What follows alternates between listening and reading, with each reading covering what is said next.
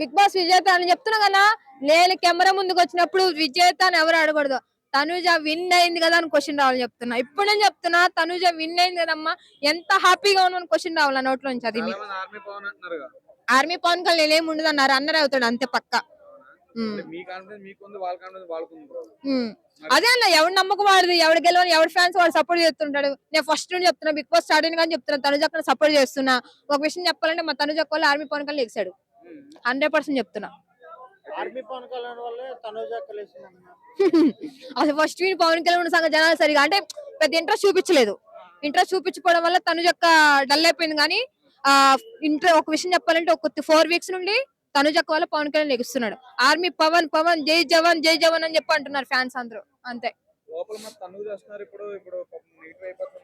తనుజ అన్న ఒక విషయం చెప్పనా మీకు, ఒక విషయం చోలు వినపడింది వినపడలేదు కానీ తనుజ ఒక మాట చెప్పింది, ఇంకా 2 వీక్స్ ఉంది బిగ్ బాస్, నీ గేమ్ నీది నా గేమ్ నాది, లోపల వరకు ఫ్రెండ్స్ బయటకు వెళ్ళి నీ దారి అనేది నాది నా దారి, అది దిట్ is the Tanuja character.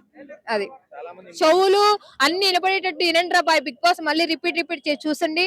Tanuja character అది, అందుకే నేను సపోర్ట్ చేస్తాను. ఇమ్మున్ టార్గెట్ చేస్తున్నాడు, గేమ్ పరంగా టార్గెట్ చేస్తుంది అన్న, మనం దాన్ని ఎవరిని మనం తక్కువ చేయలేము. ఒక గేమ్ ఆడాలంటే ఒకళ్ళు మనం ఏంటంటే ఒకళ్ళు డౌన్ చేస్తే వేరే వాళ్ళు అవుతారు, అది కంపల్సరీ, అది కామన్. అది ఎవరు, ఎందుకంటే ఇంకా 2 వీక్స్ ఉంది కాబట్టి ఎవరు అనేది టాప్ వెళ్ళిన వాళ్ళు జనాలు చేయాలని చూస్తారు అంతే.